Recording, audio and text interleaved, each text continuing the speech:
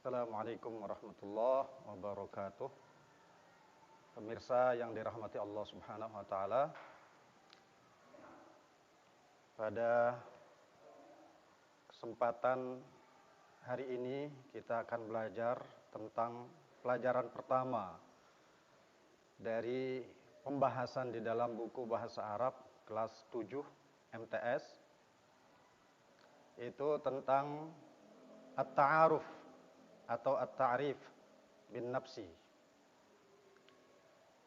Pada hakikatnya manusia itu diciptakan oleh Allah Subhanahu wa taala bersaudara karena lahir dari satu rahim, yaitu rahim Siti Hawa, istri dari Nabi Adam alaihissalam. Dengan perkembangan dan pertumbuhan manusia yang cukup pesat dan tersebar di berbagai benua, di berbagai negara, sehingga yang tadinya bersaudara menjadi terpisah-pisah, sehingga menuntut dari kita untuk kembali menyatukan diri melalui kebangsaan dan juga kesamaan dalam hal suku. Karena itulah Allah Subhanahu wa taala di dalam Al-Qur'an menyatakan wa ja'alnakum syu'uban wa qabaila lita'arafu. Dan kami menjadikan kalian berbangsa-bangsa dan bersuku-suku agar kalian saling berkenalan. Pemirsa yang budiman, pada pembahasan pelajaran pertama Ad-Darsul Awal dalam buku pelajaran bahasa Arab kelas 7, pembahasan pertama atau Ad-Darsul Awal yang bertemakan At-Ta'aruf atau At-Ta'rif bin Nafsi. Pengenalan atau perkenalan adalah bagian dari komunikasi manusia, tentu dengan orang yang belum dia kenal dan ingin dia kenal dan ingin ia dekati. Maka saling berkenalan adalah cara berkomunikasi yang sangat baik untuk mewujudkan hubungan yang baik di antara sama manusia. Tentu saja ketika kita bertemu dengan orang yang lain bahasa dengan kita, yang berbeda bahasa dengan kita, kita membutuhkan pengetahuan tentang bahasa orang yang kita berjumpa dengannya dan ingin memperkenalkan diri kepadanya. Ketika kita bertemu dengan orang Arab misalnya, tentu dituntut dari kita untuk menguasai bahasa Arab supaya kita bisa memperkenalkan diri dengan baik dan orang yang baru kita kenal itu bisa menjalin hubungan dengan baik dengan kita. Maka dalam kesempatan ini kita akan mempelajari dua bentuk dari Ad-Darsul Awal, baik dari segi At-Ta'aruf atau At-Ta'rif bin Nafsi. Tentu ketika kita membahas tentang At-Ta'aruf, maka di situ ada pertanyaan dan jawaban. Pertanyaan dari orang yang ingin mengenal kita dan jawaban dari kita yang ingin memperkenalkan diri terhadap orang yang bertanya kepada kita. Hal pokok yang biasanya ditanyakan ketika kita berkenalan dengan orang lain adalah mas muka. Mas muka, siapa namamu? Di dalam bahasa Arab, ka ini objek atau orang yang ditanya adalah laki-laki. Yang di dalam bahasa Arab disebut dengan mudzakkar, mas muka. Tapi ketika harokat kaf ini dikasrohkan menjadi mas muki, itu artinya yang ditanya adalah orang perempuan. Mas muki, siapa namamu? Kalau dalam bahasa Indonesia, dua-duanya kita artikan, kita terjemahkan dengan siapa namamu. Baik dia laki-laki ataupun perempuan, tidak ada perbedaan. Kemudian, sebagai jawabannya adalah ismi Ahmad. Kalau namanya Ahmad dan orangnya laki-laki. Tapi kalau kita tanya orang perempuan dan dia menjawab dengan namanya, tentu menyebut dengan nama perempuan. Ismi Fatimah, ismi Khadijah. Di dalam jawaban tidak ada perbedaan antara laki-laki dan perempuan. Dua-duanya mengatakan ismi. Tidak ada perbedaan antara laki-laki dengan perempuan. Kemudian kita lihat di sini ada ya. Ya ini yang disebut dengan yaul mutakallim. Ini penting dijelaskan karena nanti ada ya juga. Ya juga di pertanyaan selanjutnya yang fungsinya berbeda dengan ya yang ada di sini. Ya yang ada di sini kita sebut sebagai yaul mutakallim, yaitu ya yang menunjukkan orang yang berbicara. Maka di sini di dalam terjemahan kita artikan nama saya Ahmad. Jadi ya yang ada di kalimat ismi inilah yang bermakna saya. Kemudian pertanyaan yang kedua yang biasanya ditanyakan oleh orang yang mau berkenalan dengan kita adalah min aina anta. Kalau yang ditanya itu laki-laki, maka kita mengatakan min aina anta dengan ta yang berharokat fathah. Kemudian kalau yang kita tanya perempuan, maka harokat taknya kita rubah menjadi kasroh. Min aina anti. Itu perbedaan di dalam bahasa Arab. Ketika yang kita tanya laki-laki, maka kita mengatakan min aina anta. Tapi kalau yang kita tanya perempuan, kita akan mengatakan min aina anti. Di dalam jawaban, baik laki-laki ataupun perempuan, dia akan menjawab, ana min Indonesia. Kalau dia dari Indonesia.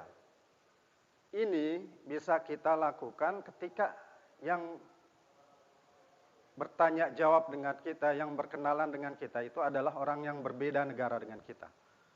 Kalau saudara kita yang sama bangsa Indonesia, tentu dia tidak akan menanyakan tentang dari negara mana kita. Yang akan dia tanyakan adalah dari pulau mana kita, dari daerah mana kita. Maka kita akan bisa menyebutkan, kalau kita dari Lombok, kita akan mengatakan min Lombok, dengan menyebutkan pulau Lombok. Kalau kita dari daerah ini, kita akan mengatakan min Mataram, min Jakarta, min Lampung, min Tangerang, min Semarang, seterusnya seperti itu. Jadi kita akan menjawab dari mana kita, itu tergantung dengan apa pertanyaannya dan siapa yang bertanya. Kalau yang bertanya adalah orang yang lain negara dengan kita, maka kita akan menjawab dengan negara asal kita. Ana min Indonesia. Setelah orang yang berbeda negara dengan kita itu menanyakan kita dari negara mana, tentu dia akan menanyakan, walaupun ini secara otomatis orang akan mengetahui kalau kita mengatakan kita dari Indonesia, dia akan mengetahui bahwa kita adalah warga negara Indonesia. Maka kalau yang ditanyakan majinsiyatuka, apa kewarganegaraanmu, apa kebangsaanmu, ini untuk laki-laki. Kemudian majinsiyatuki, ini untuk perempuan. Artinya apa kewarganegaraanmu. Maka jawabannya adalah ana Indonesi.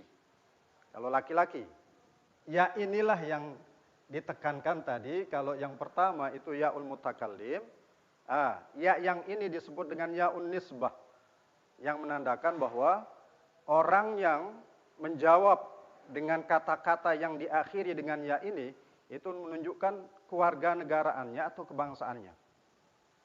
Karena kita berbicara tentang orang yang dari Indonesia, berkewarganegaraan Indonesia, maka kita mengatakan ana Indonesi.